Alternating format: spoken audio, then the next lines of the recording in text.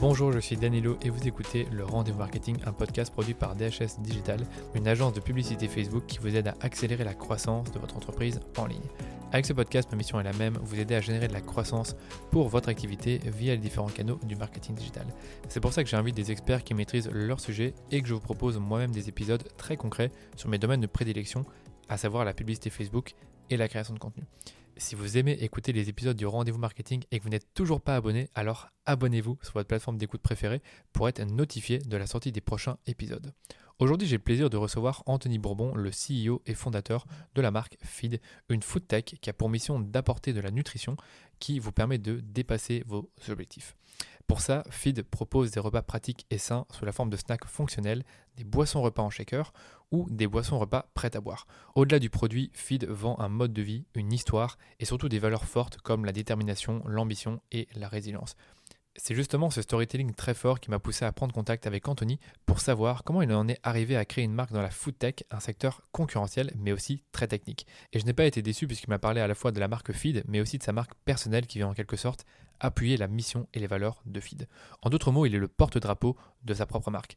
C'est une conversation qu'on a eue tous les deux sur le podcast et qui a duré un peu plus de temps que ce que je pensais. C'est pourquoi j'ai décidé de séparer l'épisode en deux parties. Dans la première partie, nous allons parler de la marque Feed, donc comment la marque est née, d'où est venue l'idée, pourquoi le secteur de la food tech et surtout quels ont été les challenges auxquels Anthony a fait face pour développer sa marque. On a ensuite parlé de la mission de la marque Feed, donc une mission très forte et assumée, et vous allez découvrir pourquoi vous devriez passer un peu plus de temps sur votre branding. Dans la suite de l'épisode, je demande à Anthony comment construire une marque forte, donc avec son outil qui est la brand platform, comment identifier son why, sa mission et ses valeurs de marque, c'est le plus important quand vous construisez une marque.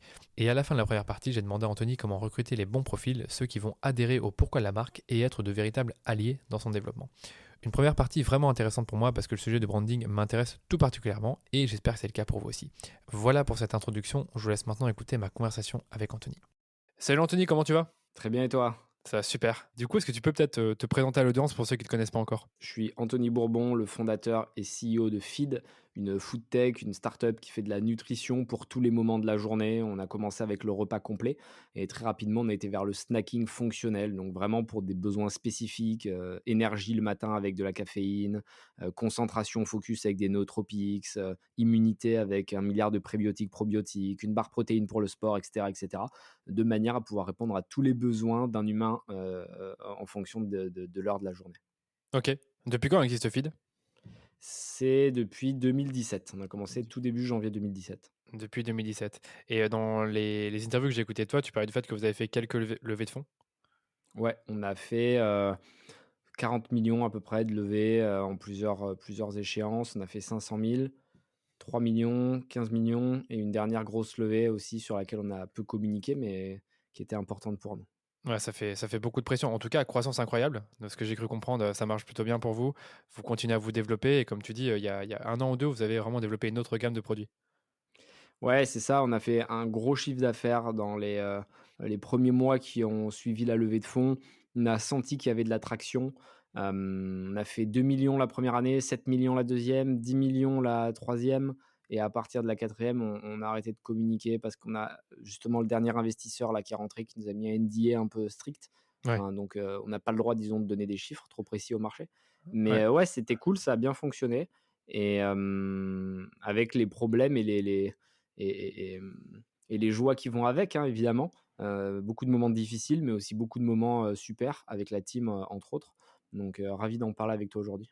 Ouais, ouais, ouais, ça se comprend, hein, c'est pas simple, à mon avis, de lever des fonds et d'avoir une telle pression. En plus, toi, je pense que tu le dis, tu es monofounder, c'est-à-dire que tu es tout seul, finalement. Bon, ok, tu as une bonne équipe derrière toi, mais ça va pas toujours être facile d'être le chef du navire avec les investisseurs derrière qui mettent un peu la pression, même si je suppose qu'ils t'aident et ils te donnent des coups de main. Ouais, ouais, ouais, les investisseurs, c'est toujours quelque chose de de particulier, en tout cas les VC. Mais bon, comme partout, tu vois, quand ça marche, tu as tout le monde derrière toi. Puis quand ça marche un peu moins bien, bon, bah, les gens te soutiennent un peu moins. Hem, mais bon, c'est la vie et c'est ça que j'aime bien dans les moments difficiles, c'est que ça te permet aussi de voir, sur qui tu peux vraiment compter et qui te soutient, qui continue, de t'appeler, tu sais, de temps en temps Ouais, pour c'est prendre des clair. nouvelles. Parce qu'avec le covid, c'est vrai que c'était un moment un peu relou pour nous, puisque, forcément les salles de sport étaient fermées, les coworking étaient fermés, les gens, avaient du temps pour manger, Donc du coup, ils avaient, pas forcément, besoin ou envie d'aller chercher une barre de feed pour se nourrir, simplement et rapidement. Mais bon, écoute, ce qui est intéressant, c'est que ça nous a permis de nous, poser, de repenser à la marque, améliorer les produits qui sont vraiment meilleurs, donc toujours voir le verre à moitié plein. Ouais, c'est là où je veux en venir, c'est que finalement votre marque, de ce que j'ai compris, à ce moment-là, elle a été revue, repensée, à la fois dans, la mission, je pense, et aussi dans finalement, le fait de te mettre plus en avant dans la marque et ça fait partie des sujets que je veux aborder. Mais peut-être avant ça, est-ce qu'on peut peut-être revenir sur toi, sur ton parcours, avant de créer Feed? C'est-à-dire qu'aujourd'hui tu as 33-34 ans, je dirais? Feed existe depuis 4 ans, 4-5, enfin depuis, allez, quasiment 5 ans. Avant ça, qu'est-ce qui s'est passé dans ta vie? Écoute, je viens d'une famille assez, classique, on va dire basique, contrairement à l'écosystème parisien, en tout cas start-up, où les profils sont quand même assez récurrents, ressemblants, souvent des grandes écoles, souvent des personnes qui ont, des familles aisées, on va dire, qui peuvent les aider avec du love money, qui peuvent les propulser, leur faire profiter de leur réseau, et ça fait quand même toute la différence quand tu lances, un projet. Moi, mon père était contrôleur de train, ma mère était vendeuse.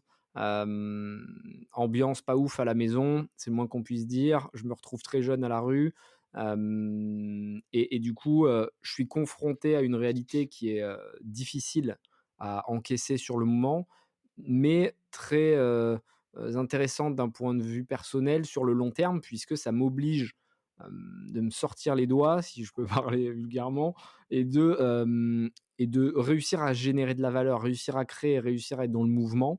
Parce qu'au final, tu peux pas être passif, tu as pas le choix, tu es dans l'inconfort et c'est pour ça que moi j'aime l'inconfort parce que ça me permet de me dépasser et aujourd'hui, tu vois, je peux pas trop tourner la caméra là parce que tout est branché de partout, mais mon appart, il est tout petit. Je fais exprès de rester dans mon appart, qui a pas bougé depuis 5 ans. J'ai entendu, ça m'a Hem, trop fait rire ça. Tu un appart de combien? 40 carrés, c'est ça? ouais, 40 carrés sans canapé. Sans Oh, canapé parce que fou. je veux me lever le matin, travailler sur mon bureau qui est ouf. Par contre, j'ai un bête d'écran, j'ai tout nickel, tu vois? Les micros, les machins, je peux dépoter vraiment sévère. Mais par contre, pas de kiff dans l'appart. Quand j'ai besoin de kiffer, ou que j'ai besoin de me changer un peu les idées, je sors de l'appart. Mais l'appartement ici, c'est la caverne de la guerre, quoi. Tu vois? C'est C'est ouais, comme quand tu es un j'allais dire, Spartiate. ouais, j'allais dire, c'est vraiment la guerre à ce moment-là, du matin au soir, organisation militaire, donc du coup, il faut être dans les tranchées, on va dire.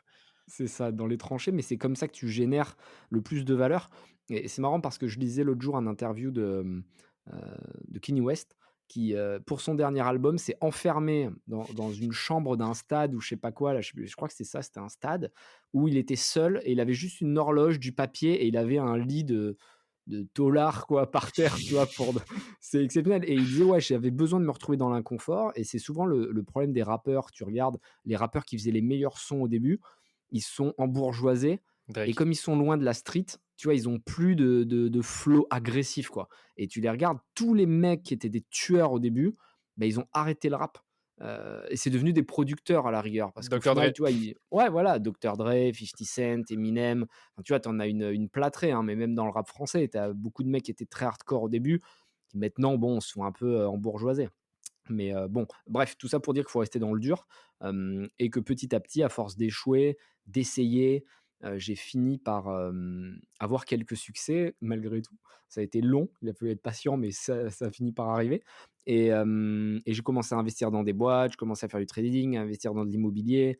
Là, j'ai lancé Feed et après, tu vois, de fil en aiguille, une fois que tu as appris parce que tu as beaucoup échoué, bah, tu refais pas les mêmes erreurs. Donc du coup, tu es heu beaucoup plus, posé, les pieds sur terre, tu t'emballes moins, tu t'excites moins quand tu as des bonnes nouvelles, tu es beaucoup plus stable, et c'est comme ça que, j'ai vraiment commencé à prendre mon envol, et FID a été un peu le début de cette explosion positive puisque j'ai investi dans plus de 40 boîtes, j'ai investi, beaucoup d'argent dans des projets.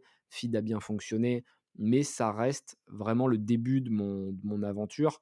J'ai une envie de revanche qui est assez forte, évidemment en raison de mon histoire personnelle et j'ai l'impression que par mon aventure, je venge un petit peu, tu vois, les gens que j'ai, croisés au cours de mon destin, au cours de mes péripéties et qui malheureusement, eux, n'auront pas la chance de faire, quelque chose de grand comme ça, quelque chose de cool, et c'est aussi un peu, l'ascenseur que je leur renvoie et tu vois, j'essaie de toujours leur faire une petite dédicace ou un petit clin d'œil dans les podcasts, les interviews parce que plus je réussis, plus je réalise que la vie est injuste, en fait. Et c'est paradoxal parce qu'à chaque fois que j'atteins un stade, je devrais être content et ça me fait de la peine. Ça me fait de la peine parce que je me rappelle d'où je viens. Ça me fait de la peine parce que je me souviens de tous ceux que j'ai croisés et qui franchement étaient beaucoup plus méritants que la plupart des gens que je croise aujourd'hui et ça me frustre et donc c'est ça qui est cool parce que ça me donne de l'énergie et donc plus je réussis, plus je suis triste, plus je suis triste, plus je suis vénère, plus je suis vénère, plus j'ai envie de faire. Donc si tu veux, c'est une sorte de cercle vertueux. Pour moi, l'énergie négative est très puissante pour te motiver. Personnellement, un truc Ouais, qui je me suis motivait d'accord. toujours, c'est les gens qui ne croyaient pas en moi. Ça m'a toujours motivé. Aujourd'hui, je pense que je suis peut-être plus mature et je me soucie un peu moins de tout ça. Mais comme tu dis, en fait, quand tu réussis, tu te rends compte que c'est injuste parce qu'il y a des gens, bah, qui ont toutes les richesses. 1% des gens ont 99% des richesses. C'est peut-être pas comme ça, mais on va dire que c'est proche à ce niveau-là. Et tu parles aussi du fait que en France ou dans des endroits comme Paris, bah, tu as des gens qui naissent avec beaucoup plus de chances que d'autres. Et donc, c'est clair que c'est beaucoup plus simple de réussir quand tu as un réseau et de l'argent derrière que quand tu démarres de quasiment zéro. Toi, de ton côté, bon, voilà, on va pas se mentir. Quand tu es à la rue à je sais pas quel âge exactement, c'est pas facile, quoi. C'est pas facile, donc tu dois te construire, tu dois apprendre à gérer ton argent. Là, comme ça, si on doit résumer, cette expérience-là de vie que tu as eue avant Feed, en quoi ça t'a aidé à monter cette boîte-là, qui est une marque, enfin, qui est une boîte qui est forte, qui est dominatrice dans ce secteur? En quoi cette expérience a pu t'aider? Franchement, ça m'a aidé à tous les niveaux. Quand tu as été confronté à des vrais problèmes de vie, quand tu sais pas, où tu vas manger, où tu vas dormir dans 3 heures, ça te fait relativiser tous les enjeux, tous les problèmes que tu peux avoir avec une startup. C'est-à-dire que les entrepreneurs sont souvent stressés quand ils vont avoir un board, qu'ils vont avoir, une rencontre, business. Moi, honnêtement, ça me fait ni chaud ni froid. J'y vais, je le fais, vraiment mon encéphalogramme plat, quoi, tu vois? Mon cœur n'a pas bougé, et ça me donne une résilience à toute épreuve parce que j'ai pris tellement de coups quand j'étais jeune, tellement de déceptions et du coup, je me suis créé une carapace émotionnelle qui est très forte. Je fais une sorte de défense par la cognition, les psys appellent ça comme ça. Dire que tu te blindes, volontairement de manière à ne pas ressentir les effets négatifs d'une situation, qui pourrait détruire d'autres personnes. Donc tu as toujours cette sensibilité et c'est super important de la garder parce que sinon tu plus d'empathie envers le monde extérieur et donc tu peux plus lire les émotions chez l'autre. Mais si tu arrives à te blinder tout en étant connecté à l'émotion de l'autre, tu as tout gagné parce que tu peux déceler ces messages sans pour autant qu'ils t'affectent. Et ça, c'est super important parce que quand tu fais une boîte et que tu veux qu'elle fonctionne, tu es quotidiennement, dans une situation de déception parce que quelqu'un va te C'est clair, trahir, c'est clair. quelqu'un va dire que tu es moi, tu pas le nombre de messages que je reçois par jour où on m'insulte, où on me dit que je suis con, heu, que je sers à rien, que je sais pas quoi, que tous les jours tu reçois un torrent, tu vois, De de haine. messages négatifs, de haine et en fait, si tu te blindes pas, bah, tu vois, tu es affecté et puis tu fais pas long feu, quoi. Puis c'est pareil, on en parlait avec les investisseurs, pareil avec les gens de ton équipe, il y en a qui partent alors que tu avais besoin d'eux, un concurrent qui va te faire un coup de pute, enfin, tu vois, tous les jours, il t'arrive des trucs, donc il faut être capable de se braquer un peu.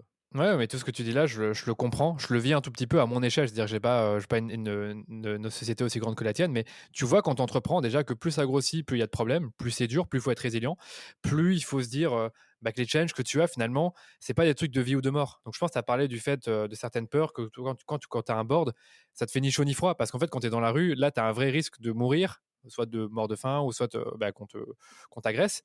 Alors que là, finalement, bah, voilà, c'est juste des personnes devant toi, des humains à humains. Et bah, voilà, soit tu gères pas et au pire des cas, tu vas pas en mourir, quoi.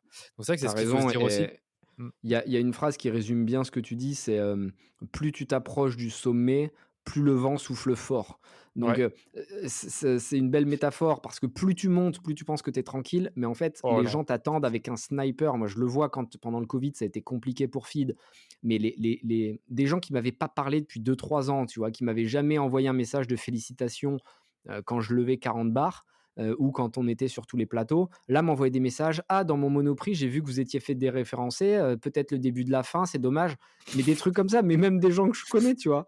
Et tu Les gens s'en sens le foutent, les gens le s'en foutent. plaisir, tu vois? Le plaisir un peu bizarre des gens qui sont contents que tu échoues. Et comme moi, c'est vrai que j'ai tendance à ouvrir ma bouche, beaucoup, tu vois, sur les réseaux, les gens n'attendent qu'une chose, globalement, c'est que je me ramasse, et qu'ils puissent me dire: «Ah, tu vois, tu l'as ouvert, mais tu as pas réussi». Enfin, c'est fou, hein, mais C'est faux. c'est comme ça et tu vois, il faut Bah, pas en tenir compte, c'est pas méchant, les gens sont juste, haineux, quoi. Ils sont haineux et j'allais dire, justement, j'allais justement parler de ça. En France, tu as une mentalité de la haine de la réussite. C'est-à-dire que si quelqu'un a réussi, tu as envie qu'il échoue et tu pas envie de comprendre comment il a réussi et comment toi tu peux également suivre, ses conseils et suivre sa voie. Alors que justement, quand tu regardes bien, quand tu es au tout début, tu as quand même des gens qui vont te soutenir, qui vont dire: «Ah, c'est bien ce que tu fais, mais voilà, si tu réussis, attends-toi à ce que je te parle plus, je t'envoie plus de likes ni de commentaires». J'ai remarqué ça aussi de mon côté, c'est-à-dire que quand j'ai commencé à faire mes petits projets de blog, de créer du contenu, il y a des gens qui regardaient, de loin, qui mettaient des likes, qui faisaient des trucs. Après, quand ça a commencé à se développer, ces personnes-là ont disparu. Mais bon, ça, c'est comme ça fait partie du jeu. C'est-à-dire que, quand tu es résilient, les gens en fait, la résilience, c'est hyper chaud d'être résilient, de pas abandonner. C'est horrible d'avoir des soucis, voire comme tu dis que tu as un concurrent qui te fait un coup de pute, que tu as quelqu'un qui part dans ton équipe alors qu'il est super important. C'est dur de se dire: «Il faut continuer quand même malgré ces échecs-là». Mais bon, ça fait partie du jeu. Yes, et c'est pour ça qu'il faut se fixer un why qui est très fort, une mission de marque qui justement va te permettre de lever la tête et de pas être vraiment, on va dire, touché à court terme parce que tu as une vision long terme. Donc vraiment, il faut savoir pourquoi tu te bats et tu fais pas une société juste pour gagner de l'argent parce que sinon tu abandonnes. C'est trop dur en fait. Il faut quelque chose qui t'anime, qui te fasse kiffer. Honnêtement, moi, du matin au soir, j'aime ce que je fais. Alors parfois, c'est fatigant, j'ai des emplois du temps très serrés, mais c'est pas grave. Tu vois, là, on fait un podcast, je kiffe passer ce moment avec toi parce que je sais qu'on va parler de choses intéressantes et que j'ai pas besoin de le préparer en fait. Tu as vu, on en parlait en off. Ouais. J'ai eu les questions 1 minute 30 dans le taxi en revenant. J'ai pas besoin d'avoir quelqu'un qui va me dire: «Dis ci, dis ça», j'ai rien préparé parce qu'en fait, c'est mon histoire, c'est ma Spontané, ouais. passion, c'est ma Mmh. vie et c'est spontané, c'est authentique et c'est ce que recherchent les gens. C'est ultra important. Bah, justement, avant de parler du why, qui est pour moi, c'est important d'en parler parce que toi, tu en parles bien, tu l'expliques bien. Et je trouve que très peu de gens, finalement, se questionnent sur le why de leur why à eux et le why de leur société. J'aimerais bien que tu nous expliques d'où vient finalement l'idée enfin, d'où est venue l'idée, pardon, de créer Feed, en sachant que j'ai pas l'impression que c'était un secteur que tu connaissais beaucoup avant. Et la food tech, on le sait, allez, c'est un peu tendu parce que, on va créer des produits un peu différents. Les gens ont des doutes. Ils disent, est-ce que ce produit va vraiment remplacer un repas? Je te laisse la parole là-dessus. Ouais, c'est intéressant, la foodtech, c'est un marché, incroyable qui va révolutionner, l'avenir parce qu'on évolue extrêmement vite sur tout ce qui est nutrition, repas, santé, compléments alimentaires. Il est évident que dans 50 ans, la cuisine telle qu'on la connaît aujourd'hui aura complètement muté. Il y a de grandes chances d'ailleurs qu'il n'y ait plus de cuisine dans les appartements, comme c'est déjà le cas au Japon.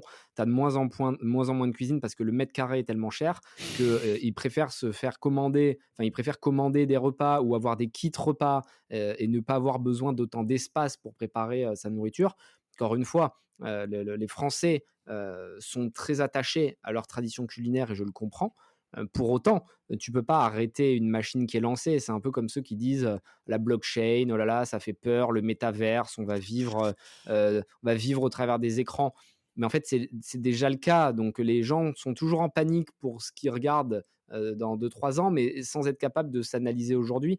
On vit aujourd'hui sur Slack, regarde, nous, on fait des interviews à distance, Je tu connais pas, vis ouais. sur les réseaux sociaux. Heu, on est déjà dans un métaverse et on a déjà des avatars différents. C'est-à-dire que quand je me mets sur Instagram, je ne suis pas la même personne que je suis sur Facebook, où là, c'est très familial. Et évidemment que la personne sur Facebook n'est pas la même que sur TikTok, où là, c'est vraiment déjanté, tu vas danser. Et puis, sur TikTok, tu n'es évidemment pas le même que sur ton Slack de travail, où pendant tes visios, tu vas mettre une cravate, etc.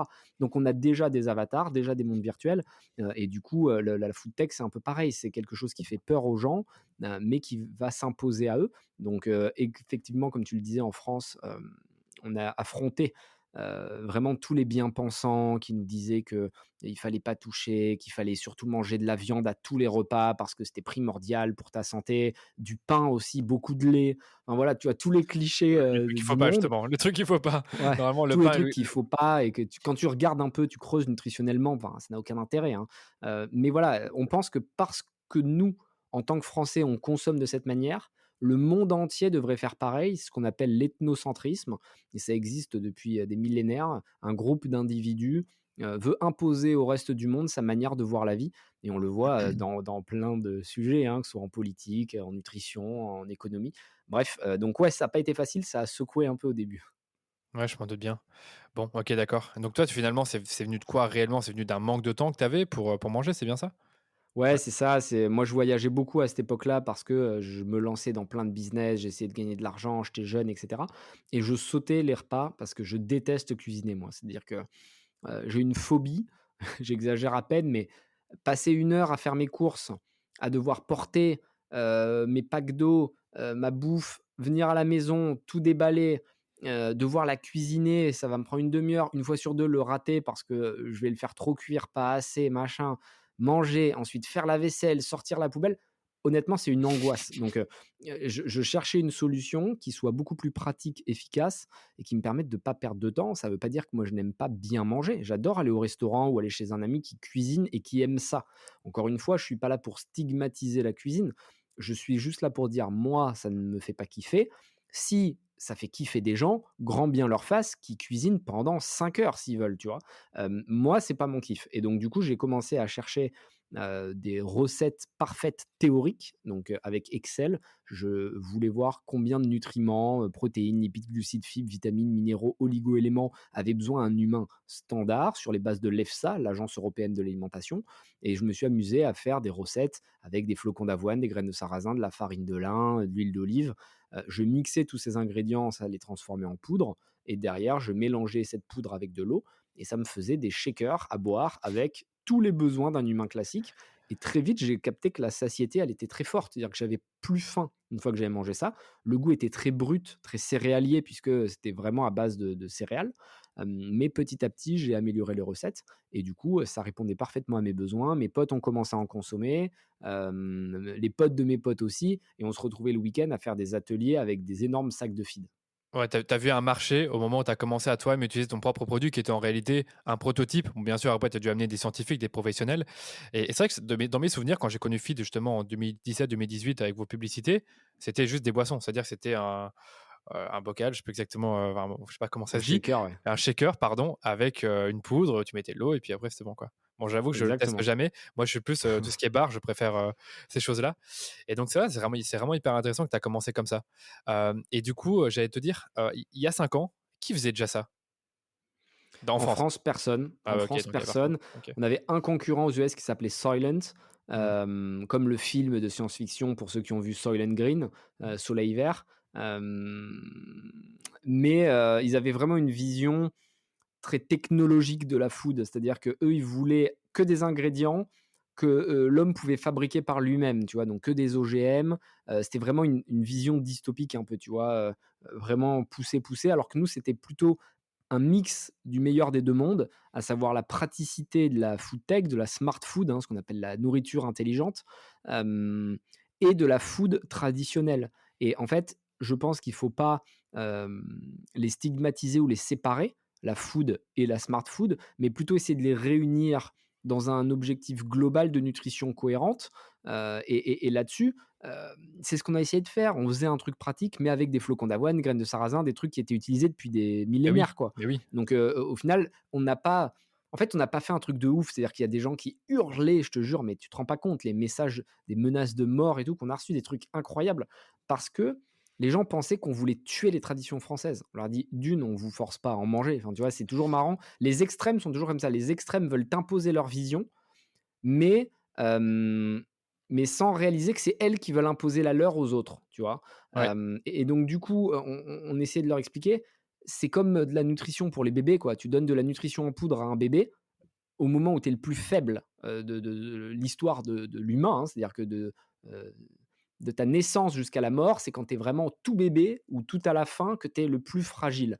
Et malgré tout, on donne, de la nutrition infantile par de la poudre et ça ne choque personne, tu vois? C'est Personne n'a clair, pété un câble, c'est clair. et quand tu leur dis de temps en temps, de manière vraiment ponctuelle, pratique, pour te simplifier la vie quand tu es dans un train, l'avion, que tu vas à la salle de sport, tu peux manger un mix de céréales, qui va t'apporter tout ce dont tu as besoin, tollé général. Enfin, tu vois, c'est quand même marrant de voir à quel point les Bon, gens sont ça fermés d'esprit. Ça, c'est la France, hein, tu me diras. Moi, il y a 2 choses que j'allais dire sur ta boîte. C'est le premier truc, c'est que c'est ultra clivant. En fait, on se rend pas compte, mais votre produit est très, très, très clivant. Parce que comme tu dis, il y a les gens qui ont leur tradition, leur, système de pensée et qui se disent: «Mais ça, c'est totalement en dehors de ce que, de ce que moi je pense et de ce que je mange». Parce qu'en fait, on se rend pas compte, mais on mange beaucoup de trucs avec des OGM et je pense que dans ta proposition de valeur, il y a pas d'OGM, pas de gluten et cetera et finalement, les gens, ils pètent un câble juste pour ça. le 2e truc que j'allais dire, attends, je me perds dans mes pensées maintenant.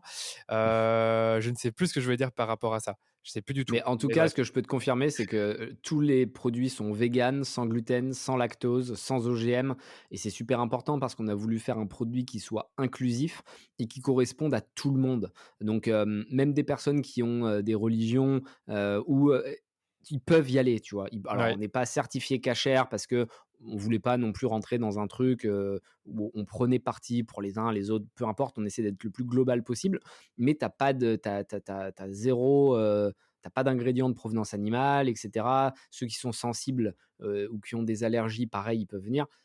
Donc, on a voulu faire un produit global et effectivement, il y a pas de quoi, péter un câble. Voilà, mais en fait, ce que j'allais te dire, c'est que je pense qu'une partie de l'audience, en tout cas du marché, a cru que ça devait remplacer le repas, alors que non.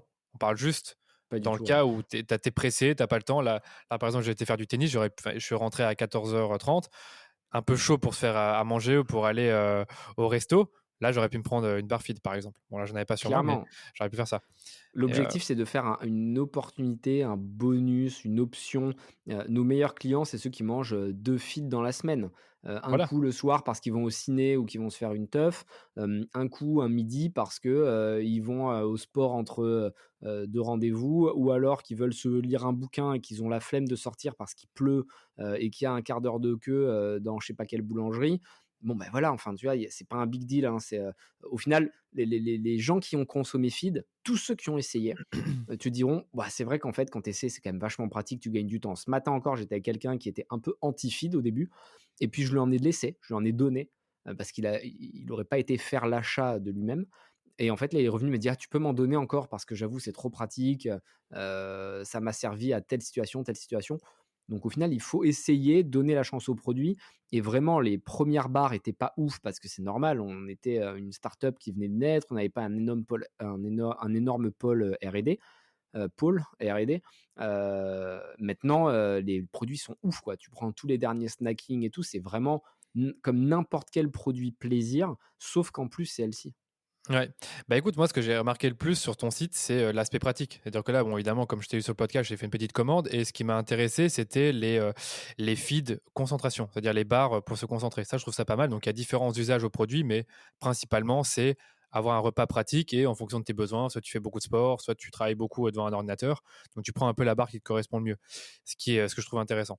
En fait, moi, ce que je voulais dire aussi, par rapport à feed, c'est que finalement, toi, tu le dis beaucoup dans tes interviews, c'est que tu ne vends pas vraiment un produit, tu vends une marque. Tu vends une marque, tu vends un pourquoi.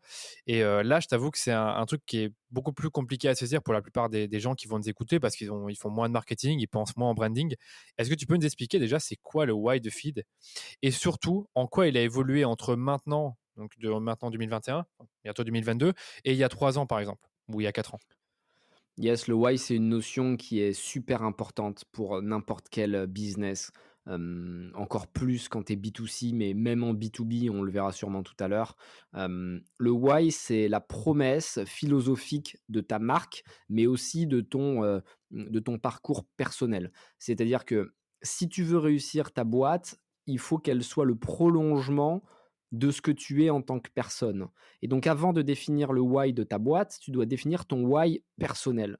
Et ton why, c'est qu'est-ce qui t'anime? Qu'est-ce qui te fait kiffer le matin quand tu te lèves? Quel est ton objectif de vie?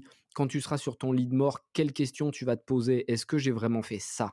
Est-ce que j'ai mis toute mon énergie pour atteindre cet objectif? Et mon why perso, moi, il est assez simple, c'est je veux déclencher une révolution pour remettre la méritocratie au cœur de la société. Donc quand je dis une révolution, c'est quelque chose de positif, mais c'est simplement que j'ai vu tellement d'inégalités et d'injustices tout au long de mon parcours que je veux, ne pas oublier d'où je viens et mettre un coup de pied dans la fourmilière, en fait. Parce que vu que j'ai été très pauvre et que j'ai été très riche, en tout cas par rapport aux jeunes de mon âge, j'ai vu les 2 mondes et je pense qu'ils sont pas irréconciliables, mais qu'il faut y mettre par contre de la méritocratie et que chaque personne puisse changer de monde. C'est-à-dire qu'un pauvre, il faut pas qu'il se dise: «Moi, c'est bon, je suis déjà riche, j'ai plus rien à faire. Pendant 15 générations, dans tous les cas, je vais vivre de mes rentes». Ça, c'est impossible et de la même manière, il faut qu'un pauvre, il puisse se dire: «Bon, ben moi, je suis pauvre aujourd'hui ou ma famille n'a pas eu de chance, j'ai pas les bonnes cartes en main, mais malgré tout, par mon travail, mon abnégation, ma patience, ma résilience, ma passion, je peux y arriver» et il faut qu'il y ait ce vase clos communicant parce que sinon ce vase communicant, parce que sinon, il y a plus d'espoir et tu tombes dans la situation qu'on connaît aujourd'hui en France et tu en parlais un peu tout à l'heure, où il y Mmh. a cette jalousie excessive, ces querelles incessantes, tu vois, de classe, de différence de classe et quelque part, je dis pas que je les comprends, mais que, en fait, elles ont tellement plus d'espoir. C'est un peu comme quand tu vois les gilets jaunes dans la rue pendant 6 mois qui pètent tout. Ça n'a aucun sens évidemment, c'est pas en cassant des voitures ou des vitrines qu'ils vont s'en sortir, parce qu'il y a pas de vision. Mais ce qui me plaît, c'est l'énergie déployée qui montre que l'humain ne va pas forcément se satisfaire de sa condition et a envie de s'en sortir. Et à ces gilets jaunes, il leur manque simplement une vision, des leaders qui vont les mettre sur les rails de la réussite et ils pourront y arriver. Le problème, c'est que, on leur dit à longueur de journée qu'ils n'ont pas leur mot à dire, qu'il faut qu'ils suivent les règles, des règles d'ailleurs que les politiciens ne s'appliquent même pas à eux-mêmes, puisqu'il suffit de regarder un peu l'actualité pour réaliser que tu as un 2 poids 2 mesures qui est quand même, terrible. Covid. Voilà, c'est complètement fou. Hem, mais je veux qu'on donne à ces pauvres la possibilité de réussir et en fait, si tu leur donnes la possibilité de réussir, ils n'auront plus d'excuses pour se plaindre et c'est ça que je veux, en fait, parce qu'aujourd'hui, tu entends un mec qui dit: «Ah putain, les riches, c'est tous des cons, machin». Bon, bah, il sait qu'il pourra jamais être riche, donc tu vois, il essaie même pas d'être riche, il va juste critiquer. Par contre, si ce pauvre, tu lui dis: «Écoute, toi aussi, tu peux être riche. Par contre, il va falloir que tu te remontes les manches et que tu turbines. Il y aura pas de soirée week-end, mais tu peux y arriver». Bon, bah, là, il a les cartes en main. Il sait que s'il bosse, il peut lui aussi changer, s'extraire de sa condition initiale et du coup, bah, s'il veut critiquer, c'est juste que ce sera un blaireau parce qu'il avait les chances de pouvoir le faire. Malheureusement, aujourd'hui, tu as 1 seulement des entrepreneurs qui se sont faits seuls. C'est pas moi qui donne ce chiffre, c'est le French Tech Tremplin, donc C'est le incroyable. gouvernement. C'est incroyable, hein, c'est un chiffre qui est sorti d'une étude CES de 2019, si je dis pas de bêtises, ou 2018 ou 2019 plutôt. Hem, mais j'ai toutes les sources et tout s'il y a besoin, parce que parfois je sors ce chiffre et c'est marrant, l'autre jour j'en parlais avec le jury de Qui veut être mon associé Ah, et d'autres membres du jury qui étaient eux privilégiés, hein, on va dire, pour pas, taper plus fort que ça, me dit: «Mais Anthony, n'importe quoi, ton chiffre, c'est n'importe quoi». J'ai sorti mon petit téléphone parce que je me note tout de manière très précise et quand j'ai montré l'article et les sources, ils m'ont dit: «Mais c'est quand même ouf». Bah, évidemment que c'est ouf. C'est-à-dire qu'en fait, il y oui. a 99 des gens qui sont avantagés et qui réussissent grâce à leur entourage. Donc en fait, c'est honteux et c'est là-dedans qu'on rentre et qu'on doit réussir à faire changer les choses. Donc ça, c'est le why pour revenir sur la question. J'ai un peu divagué, Pas de souci, mais t'inquiète, pas de souci. C'est cool, le c'est trop cool. why le why, c'est vraiment cette notion qui m'est, importante et du coup, bah, je vais la transférer sur Feed et Feed, ça va être la même, promesse de changer les choses, de générer de la révolution et quand tu descends d'un cran, tu as ta mission, donc qui est un peu moins philosophique, mais qui doit quand même être rattachée pour qu'il y ait un lien et une cohérence. La mission, c'est d'aider les gens à se dépasser grâce à de la nutrition pour tous les moments de la journée et en fait, on sait que la nutrition, c'est le premier step vers une vie plus épanouie. Parce que tu manges mal, tu prends du poids ou tu perds du poids à l'inverse, tu es fatigué, tu as pas envie de te sortir, tu as pas envie de faire du sport, la nutrition, c'est le premier pas vers une vie épanouie et établie. Tu as beaucoup moins de problèmes de santé si tu manges bien, tu vas mieux dormir, tu vas avoir plus d'énergie et cetera et cetera. Donc bien dormir, bien manger, bien boire et faire un travail qui te plaît et du sport, déjà, on va dire que tu as les Ça les t'aide. bons vieux basiques, quoi. Tu Mmh. vois? Là, déjà, tu pars sur une base qui est bien. Tu fumes pas, tu te drogues pas, tu bois pas d'alcool, tu es tranquille. Je veux dire, tu bois pas d'alcool, tu peux boire un verre de temps en temps, évidemment, mais ce que je veux dire, c'est que tu te murges pas la tronche, chaque jour, quoi. Bon, bah, là, déjà, si tu veux réussir, tu as optimisé tes chances, tu vois? Avant même de commencer. Et du coup, bah, Feed, c'est devenu une mission, un why qui a été, transféré dans nos interviews, dans nos médias, dans nos réseaux sociaux Packaging et c'est aussi. ce qui packaging, même sur les packaging, tu as raison, on met des mots super forts, Mmh. ambition, passion, Résilience. détermination, résilience et ça permet au consommateur, quand il mange la barre, d'avoir un parcours du début à la fin de son achat et jusqu'à la fin de l'expérience qui est ultra forte. C'est-à-dire que tu vas sur notre feed pardon, tu as vraiment des mots forts, tu vois des gens qui veulent, tout arracher, tu vas sur nos réseaux sociaux, tu vois des podcasts motivants, tu vois des vidéos de gens qui, ont réussi des trucs de ouf. Tu achètes les produits, tu reçois un énorme carton avec des mots qui sont stylés, le packaging il est stylé, tu le manges, tu te sens plein d'énergie, enfin jusqu'au bout, même tu appelles le service client, ils vont te chauffer, ils vont te mettre de la motivation. Enfin, tu vois, tout au long de l'expérience, tu as une cohérence et c'est ce que les gens viennent chercher en fait. Au-delà du produit qui naturellement doit être bon et répondre, aux besoins qui vient craquer. Mais avant tout, les gens achètent une marque qui est puissante et qui est forte. Bah, de toute façon, ce que tu dis là, c'est enfin, c'est hyper intéressant, mais ça me fait penser à Nike, Red Bull. C'est ça, hein, finalement, qu'ils vendent, c'est just do it, détermination, l'aventure, Red Bull, allez, les trucs incroyables, les sports extrêmes, donc du coup, Les sports donnent le truc donne des ailes, Red Bull donne des ailes et voilà, tu envie tout. de te défoncer, voilà et puis après tu achètes le produit, tu dis: «Ah oui, en effet, ça me donne un gros shot d'énergie». Pour Nike, bon, c'est vraiment avoir un équipement qui te permet de performer. Non, vraiment, c'est hyper intéressant ce que tu dis là, c'est que pour résumer, tu définis ta mission personnelle. Donc là, toi enfin, moi, je vais te dire un truc, moi, j'ai pas de why personnel pour l'instant. J'arrive pas à le définir. Il faut encore que je me pose dessus. J'ai une mission d'entreprise, encore heureux, sinon il y aurait personne avec moi. Mais c'est vrai que c'est bien de connecter les 2 parce que finalement, bah, ton why personnel qui est créer une révolution, tu le transfères à feed et pour créer une révolution, pardon, qu'est-ce qu'il faut? Bah, il faut avoir de l'énergie et donc on va avoir des bars ou tout ce que tu veux, des snacks qui vont te donner l'énergie d'atteindre tes objectifs. Donc en fait, tout ça est hyper cohérent. Et puis après, tu as les fameuses valeurs derrière. Ça, on peut peut-être revenir dessus. Niveau valeurs, comment ça se passe pour les définir? Est-ce que c'est censé découler de ta mission, du why, de comment ça se passe? Assez simple à trouver les valeurs, c'est vraiment la partie la plus facile. Tu prends les 10 personnes que tu connais le mieux et qui te Ouais, connaissent le mieux et tu leur dis: «Quels sont les 4 mots qui vous viennent en tête quand vous pensez à moi?» Et trop bien. là, très vite, tu vas détecter un pattern et des mots qui reviennent. Moi, typiquement, c'était, ambitieux, déterminé, résilient, passionné. Bon, bah, voilà, c'est les mots clés de Feed, on les a mis sur tous les murs et j'ai pas eu besoin de chercher midi à 14 heures. Ce qu'il faut, c'est être authentique et trouver quelque chose qui te correspond vraiment. Et tu vois, l'aspect guerrier, il y en a plein qui l'auraient caché. D'ailleurs, même des investisseurs ou des gens me disent au début: «Non, mais tu peux pas être aussi hardcore, en interview, c'est trop». Sauf qu'en fait, c'est ça qui a fait que la marque a explosé parce que c'était ma vraie personnalité. Donc soyez authentique et si vous avez des défauts, mais qui sont aussi des qualités, soyez tel que vous êtes, tu vois? C'est ce qu'il faut. Par exemple, je pense à Abed de Papépi, qui est une nouvelle marque là, qui est en train de cartonner. On est les premiers à les avoir vus Je connais et pas. il s'était fait passer pour un livreur Chronopost pour venir, nous parler chez Feed et tout. Les mecs avaient rien lâché. Abed, tu vois, c'est un mec qui vient d'en bas, il est avec sa femme, ils étaient infirmiers, ils ont vendu leur maison pour, faire des petits biscuits, ils ont, une exclue sur la techno qui leur permet de faire des boules de biscuits qui font voyager. Enfin bref, peu importe, c'est même pas le sujet du produit, mais ils ont une telle énergie, hem, qui est communicatrice que tu as envie de les suivre et moi, ils m'avaient ferré comme ça et je m'étais dit: «Mais ils vont exciter les gens avec leur histoire et c'est sûr que ça va marcher».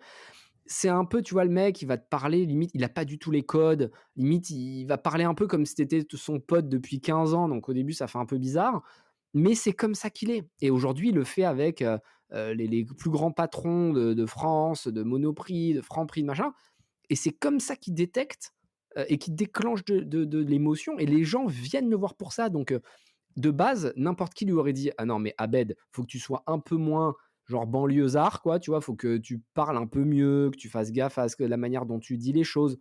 Mais en fait, non. Le mec, je lui ai dit: «Moi, tu restes comme tu es, authentique, vrai et tu vas à fond» et c'est ça qui fait que Papépi a réussi. Mais il y en a plein. Justine Hutto avec, les déodorants Oui. Respire, Mmh. elle est naturelle. C'est-à-dire que pour la connaître, parce que je suis investisseur dans la boîte, je suis le premier à être rentré, enfin un des premiers. On était un groupe d'investisseurs.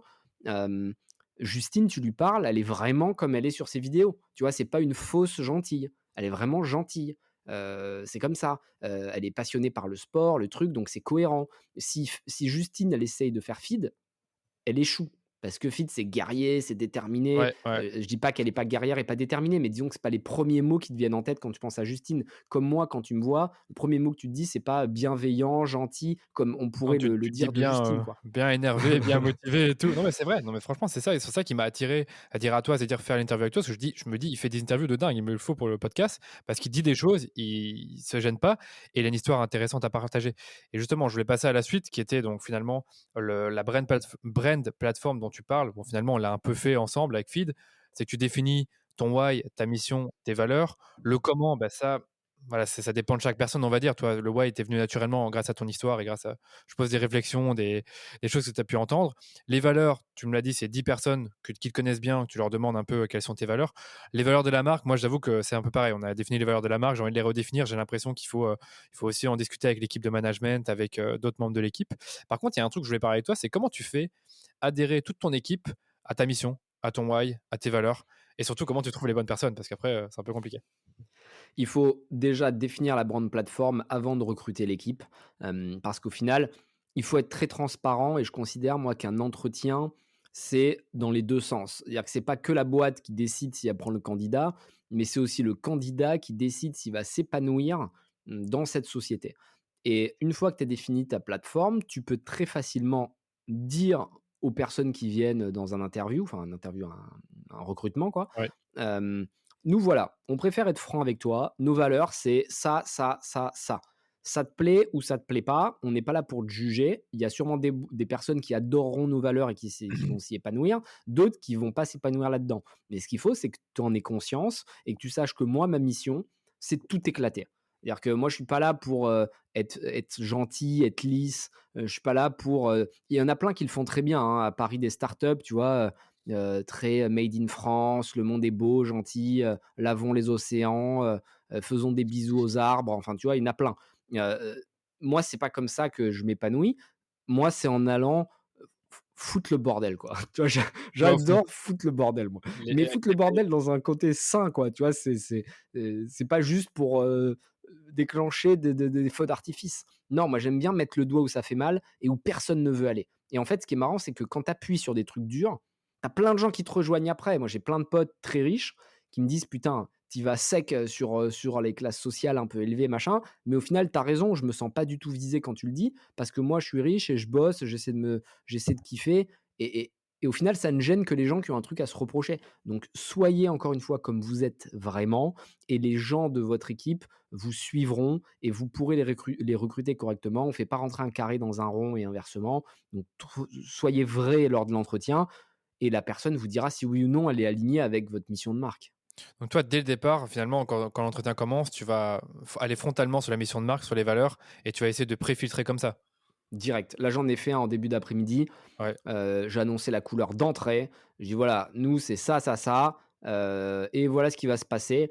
Il y a beaucoup trop de boîtes qui survendent, et qui veulent pas dire les problèmes d'une boîte. Moi, je dis toujours les points forts, mais aussi les points négatifs et quand je dis négatif, c'est pas vraiment le bon terme parce que ce qui peut sembler négatif pour certaines personnes, seront très positifs pour d'autres. Un exemple, en startup, tu vas avoir besoin de beaucoup d'énergie parce que tu dois déployer quand même une puissance, qui est assez forte pour faire, bouger la boîte, parce que ça va vite, qu'il faut être présent, que tu as un poste à responsabilité parce que tu es pas simplement un numéro, comme dans une grande boîte où il y a 30 000 employés à côté de toi. Donc ça a des avantages, mais des inconvénients. Mais il y a des personnes qui vont adorer être dans une grande boîte comme ça, ils sont un peu planqués, cachés et tu vois, ils arrivent le matin à 9 heures, ils émergent, et le soir, quand ils s'en vont à 17 heures, hop, personne ne leur pose de questions. Donc il y en a qui vont s'épanouir dans ces grandes boîtes, mais d'autres personnes qui s'ennuieraient profondément. Moi, je l'ai fait pendant un stage là d'entreprise, enfin, quand je faisais mes études, mais genre une angoisse totale. J'étais Ouais, dans un pareil. grand groupe, les gens, c'était des zombies. Tout le monde s'en foutait du job qu'ils faisaient. À 17 heures pétantes, je te promets, il y avait plus un chat dans les bureaux. Genre, tu as l'impression qu'il y avait le Covid avant l'heure qui était, qui avait, qui s'était, invité dans l'établissement. Moi, c'est pas ce qui me fait kiffer et nous, on veut des jeunes motivés, déterminés, qui défoncent tout. Donc, parfois, tu dis ça à un mec un peu mou, il va se dire: «Oh là là, c'est Il va pas être pour choqué, ouais. moi, c'est trop agressif», et quelqu'un qui a envie de tout défoncer, il va dire: «Ah putain, mais trop bien, j'en avais tellement marre d'être dans un grand groupe, où j'étais un numéro, j'attendais que ça». Donc, il faut être frontal, vrai et c'est comme ça que tu trouveras les bons profils. Ouais, c'est clair. Après, je pense que tu dis dans une des interviews que finalement, tu vas pas forcément regarder le CV du gars, c'est-à-dire toute son expérience, ses compétences, les écoles qu'il a faites, mais un peu le potentiel de la personne. Après, tu te dis que bah, en interne, vous pouvez le former à certains métiers. Après, bien sûr, je suppose que vous prenez pas n'importe qui en fonction de vos besoins. Mais je pense que c'est aussi important qu'on puisse le dire ensemble, hein, surtout toi, pas moi, parce que tu as plus d'expérience là-dessus, que tu peux très bien prendre une personne qui a très peu d'expérience, mais qui a un peu la niaque, en tout cas qui correspond parfaitement aux valeurs de ta marque, et en fait le faire évoluer là-dedans. Je Dans ce que je veux regarde dire. jamais le CV, moi, c'est pas compliqué. La fille, elle est arrivée cet après-midi. Elle m'a dit: «Bon, j'imagine que tu as lu mon CV?» Je dis: «Non». Elle me dit: «Ah bon, mais pourquoi?» Je dis: «Beh, parce qu'en fait, ça m'intéresse pas d'être biaisé par ma lecture, savoir quelle école tu as faite, quel âge tu as, ou quelles sont tes expériences précédentes. Parce qu'en fait, je vais te préjuger sur des trucs qui sont théoriques, voire faux, parce que tout le monde ment sur son CV, hein, faut être, Ah oui, assez franc là-dessus. ouais, moi y Moi compris. le premier, hein, Le c'est 1er j'allais clair. dire, ouais. Les peu de fois que j'ai fait des CV, moi, enfin, ça n'avait ni queue ni tête le truc. Mais fake it until you make it, hein, de toute façon, donc mais c'est parce que j'ai pas envie justement d'être piégé par ce genre de truc. Parce que tu vois, si je lis, HEC, puis Polytechnique et ensuite elle a travaillé, chez Apple, et je sais pas quelle marque de ouf, forcément je vais me dire: «Waouh, elle est brillante cette personne», et même si elle me fait mauvaise impression, de dire: «Ah mais j'ai dû louper quelque chose parce que c'est forcément quelqu'un de brillant». Alors que si je lis à l'inverse, qu'elle a pas fait d'études, qu'elle a que des expériences pourries, et cetera, avant même qu'elle arrive, je vais être déconnecté de l'entretien parce que je vais penser à ce que je vais faire après en me disant: «Bon, dans tous les cas, c'est une bille». Alors qu'en fait, ce qui compte, c'est la passion, et la passion, elle peut arriver de n'importe où. Ça peut arriver d'HEC, ça peut arriver de Polytechnique, ça peut arriver de quelqu'un qui a pas le bac. Peu importe en fait le parcours, ce qui s'est passé avant. Je considère toujours que le passé ne compte pas. On a tous fait des erreurs, et c'est pas parce que quelqu'un, tu vois, s'est mal comporté à un moment de sa vie qu'il faut plus lui faire confiance, heu à part pour certains sujets, tu vois? Moi, je suis assez dur sur, c'est un Ouais, autre à moins débat. qu'il ait tué quelqu'un, Ouais, c'est un peu voilà, c'est tout ce qui est violeur et tout. Bon, là, je pense pour le un coup peu chaud, un peu il y a chaud. pas de droit à l'oubli du tout, au contraire, mais peu importe. Mais ce que je veux dire, c'est que d'un point de vue humain, tant que ça reste dans le raisonnable, bon, bah, il faut tendre la main aux gens. Moi, typiquement, tu vois, jusqu'à, 20 ans, personne ne m'a jamais, aidé, personne ne m'a jamais aimé, même si, je vais plus loin. Et du coup, quand j'ai rencontré une fille qui s'appelle Mélanie et qui bosse toujours avec nous chez Feed, pour la première fois, quelqu'un m'a dit: «Moi, je crois en toi et tu peux réussir quelque chose de grand». Et tu vois, c'est ce regard bienveillant qui m'a été renvoyé par quelqu'un extérieur, qui m'a permis de me cadrer, de maîtriser cette haine que j'avais à l'intérieur de moi et qui me consumait parce qu'elle allait pas dans le bon sens. Et du coup, bah, j'ai commencé à dérouler. Alors qu'au final, tu aurais parlé au Anthony de 18 ans, il aurait jamais eu la tête sur les épaules pour réussir. Donc tout ça, c'est une accumulation, d'évolution, et moi aujourd'hui, peu importe que la personne allait travailler dans une grosse boîte, une petite, ce qui me plaît, c'est qu'elle ait fait un méga cas pratique avant de venir en entretien, qu'elle soit, éclatée et qu'elle soit défoncée pour faire du mieux possible. Là, tu vois, par exemple, on recrute en ce moment personal branding, Ouais, pour moi, qui va bosser à ouais, mes côtés, animer mes réseaux, machin. ouais, Et tu vois, il y en a certains, tu leur parles, ils viennent postuler chez toi et tu leur dis: «Bon, bah, j'aimerais bien faire un cas pratique, vous me faites un article LinkedIn, et un post Insta sur un sujet d'actualité qui peut être en lien avec ce qu'est Anthony ou l'image qu'il veut renvoyer». ouais. Tu vois, c'est pas non plus un truc de ouf, hein. Un article Non, LinkedIn, bon, allez, tout est pour tout, ça te prend 25 minutes, si tu sais écrire. Et un post, Insta, pareil, allez, 25 minutes. Allez, au max, tu as bossé 1 heure. Bah, il y en a beaucoup qui disent: «Ah ouais, mais moi j'ai pas le temps, j'ai pas envie de vous l'envoyer si je suis pas pris». Et en fait, là, chaud, direct, bon, nous, à partir de là, enfin, évidemment, on clôt le dossier, hein, il y a même pas de débat. Mais tu en as beaucoup qui disent ça, et on en a même parfois qui nous ont dit: «Vous savez que c'est parfaitement illégal ce que vous faites ça pour ne pas me payer, et utiliser mon contenu». Alors qu'en fait, les gens s'en foutent. évidemment qu'on n'utilise jamais le contenu puisque c'est quelqu'un qu'on n'a pas onboardé, à qui on n'a pas expliqué vraiment ce qu'on attendait. Donc même si elle peut voir de l'extérieur quelques grandes lignes, elle a pas le détail, et même, je veux dire, déontologiquement parlant, évidemment qu'on n'utiliserait pas son contenu. Mais tu vois, il y a des gens qui de suite vont se mettre dans une vision négative, en mode Calimero, qui vont te dire, «Ah non, mais pourquoi moi je ferais un contenu alors que vous ne me payez pas?» Bah, tout simplement parce qu'en fait, si tu t'arraches pendant 1 heure, tu peux avoir l'opportunité de rejoindre une boîte qui va être vachement bienveillante, transparente, qui va te donner une chance de ouf.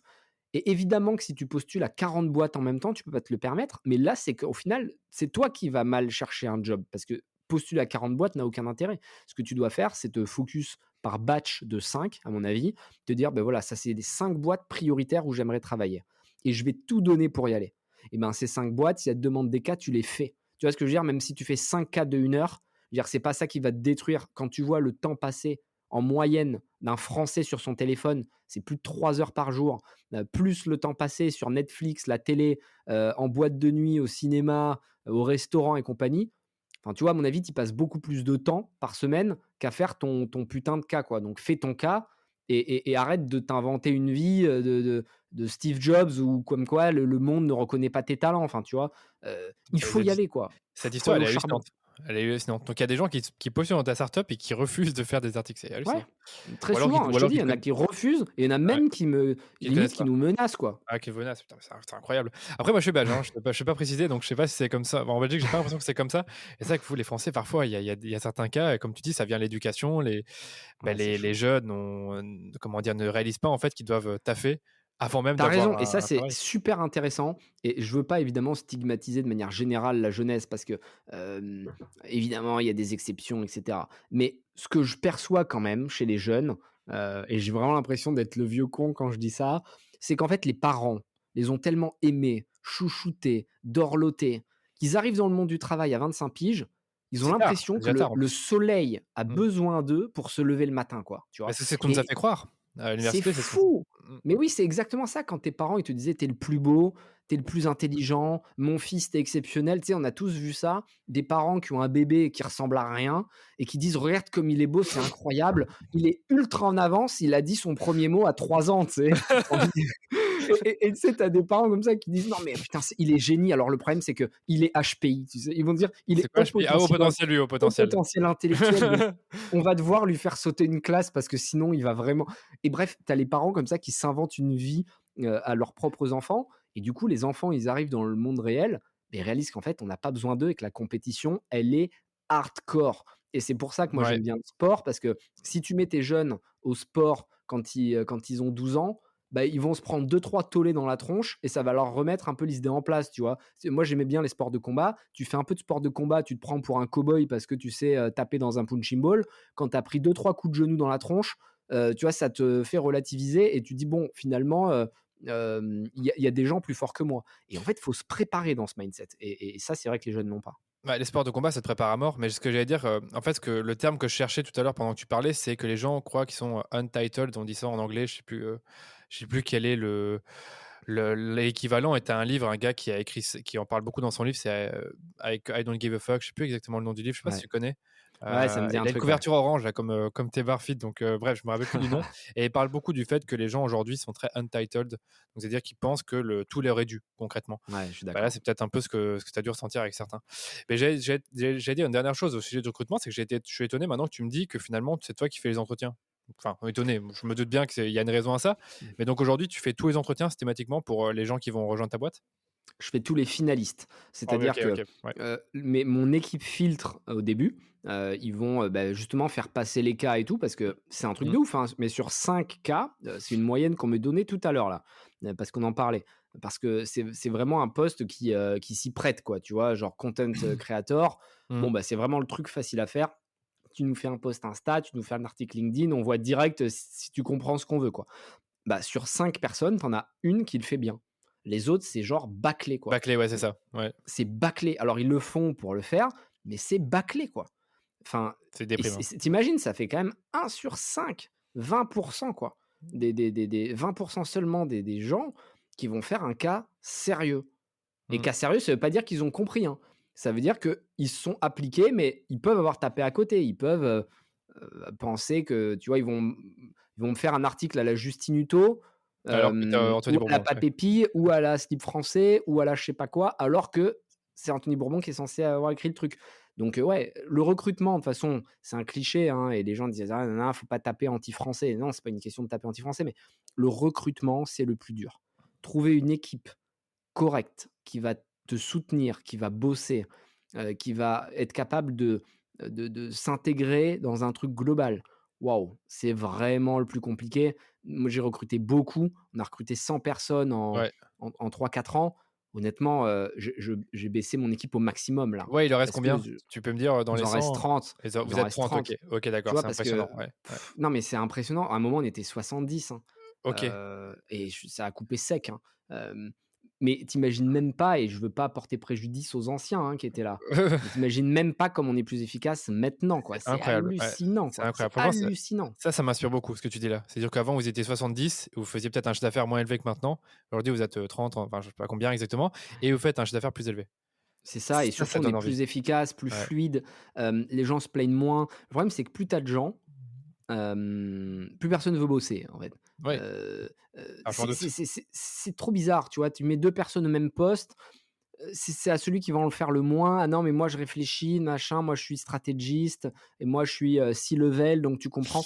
Là, il y a pas de C-level, je sais pas quoi. Tout le monde va au turbin. Donc évidemment que, tu vois, tu as une Oui, tu question as une de hiérarchie, maturité, de hiérarchie. Mais ce que je veux dire, c'est que la hiérarchie, c'est pas nous, on fait un head meeting comme on faisait au début de Feed d'ailleurs, où les heads se réunissent et parlent comme un conseil des sages pour ensuite, tu vois, dire aux autres: «Faites ce qu'on a décidé», et les mecs qui exécutent comprennent même pas pourquoi on l'a décidé, tu vois? Maintenant, on fait une réunion globale avec toute l'équipe, on ouais. explique tout à l'équipe et après on se dispatche le job, mais c'est comme ça, tu vois, qu'on est le plus efficace. Et le C-level, bah, il passe des coups de fil aux journalistes, il va aider la supply chain, il va sur des events aussi montrer l'exemple.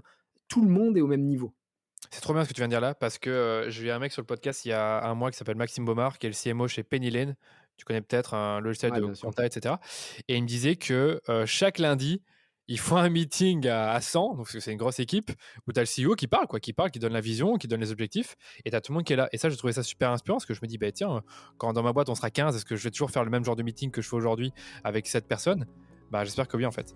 Et c'est Ouais, ça, il faut. ça me plaît d'entendre, ça de toi aussi, du fait qu'il n'y a pas juste des meetings avec les head-off et que finalement les head-off disent aux autres ce qu'ils doivent faire. Hyper inspirant. J'espère que l'épisode vous a plu. Si c'est le cas, je vous donne rendez-vous la semaine prochaine pour la deuxième partie du podcast dans laquelle on va se pencher sur le personal branding. Donc à nouveau, j'ai posé plein de questions à Anthony pour connaître toute sa stratégie de personal branding, mais je vous raconte tout ça la semaine prochaine. Les amis, avant de vous quitter, je vous invite comme toujours à vous abonner au podcast pour ne pas manquer les prochains épisodes, et surtout n'oubliez pas de laisser une note 5 étoiles sur Apple Podcast ou Spotify si vous aimez les épisodes que je sors 2 fois par semaine. Ça vous prend à peine 2 minutes et nous, ça nous permet de faire grandir la communauté autour du podcast. Allez, je vous dis à très vite pour un nouvel épisode du Rendez-vous Marketing.